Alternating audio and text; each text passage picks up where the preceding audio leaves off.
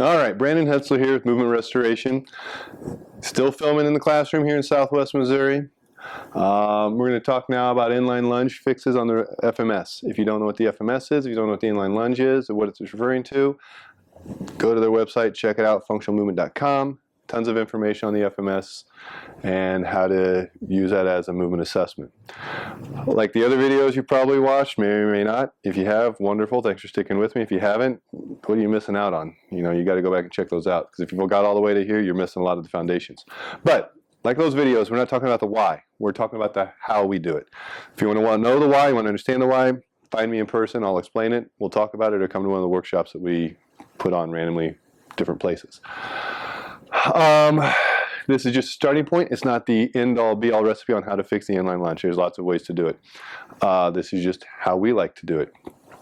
If you've been to one of our previous workshops or listened to us talk somewhere before, different conference or something, and you saw a list of exercises to fix this, probably different than the one we're using now.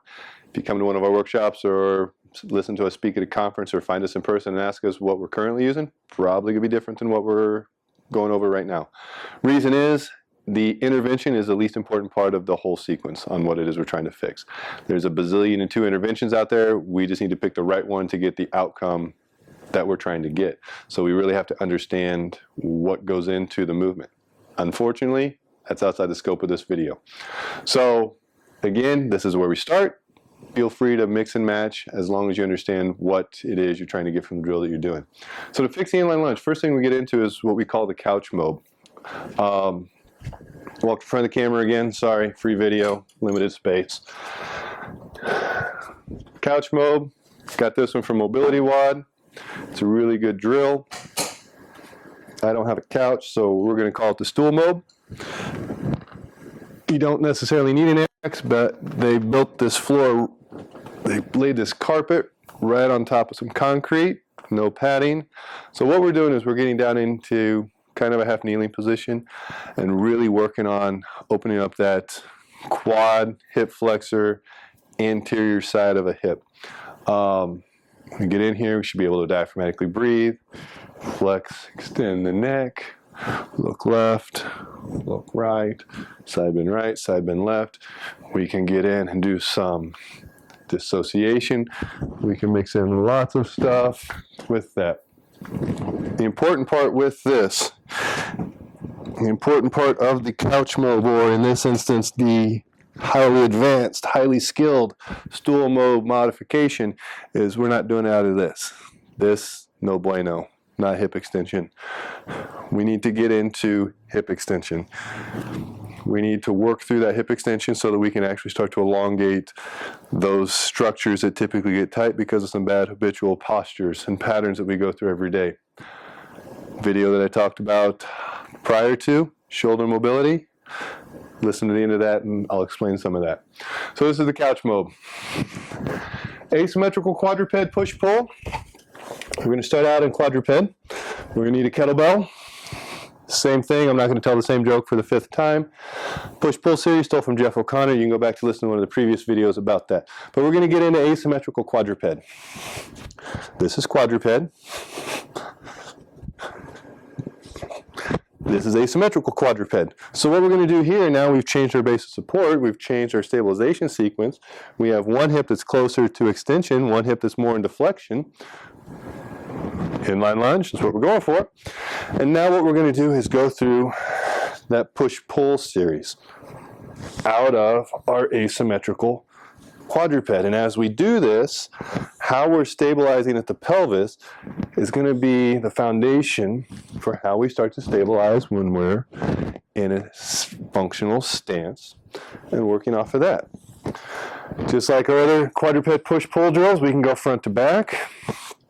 We can also go side to side with this. The important part, shoulders don't drop and rotate, hips stay level. We can adjust this, which now is going to start looking a lot more like half quadruprone. Got to watch that video and work on the same thing, where we're pushing and pulling either forward and back or side to side. Don't cheat like I just did and push on the bell. Grab the horn, push and pull from there. much different sensory experience. Short half kneeling halo, holy lordsy. If you watch the squat video, you'll understand why I did that, because me and short half kneeling are not on speaking terms. Short half kneeling, tall half kneeling. We're going for in range hip flexion on this side and being able to stabilize. Way more than what we need here, but if we can stabilize it in range, it's going to make stabilizing in the middle a whole lot easier. The halo, we're going to need a kettlebell. We're sitting up nice and tall, and what we're doing is we're haloing the bell around our head. It's going to, we're using this perturbation as a way to increase the combination of weight shifts that's going on. Front to back, side to side, circumferential. Might have made that one up, don't know. Last one's a half kneeling hover. So for this one, we're going to get into half kneeling. Back foot needs to be dorsiflexed. I don't care if you're on a board. I just want you in half kneeling. You can start wide and narrow it up to make it more challenging. But what we're going to do, what I want you to pay attention to, and when I do this drill, I love doing it from the who's the coolest guy in the gym position. This guy right here. Bad jokes, I've been in here for an hour. Cut me some slack. I want the elbows to stay up. Don't want them to drop, just like on a front squat. And I also don't want them to shift too far forward with this.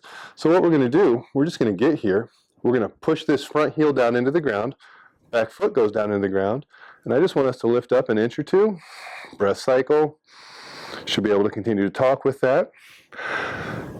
Once we've got that, we should be able to lift up, complete a breath cycle, go through our cervical patterns without falling over. Little wiggle there. Did that on purpose for you guys. But we're going to work on that. Again, what we want is we want a stable spine, just like I've said in several of the other videos. We want a stable spine so we can express distal mobility. And for this pattern, for this strategy, we need to split the pelvis up. So hope you enjoyed. Give it a try. Let me know how it goes.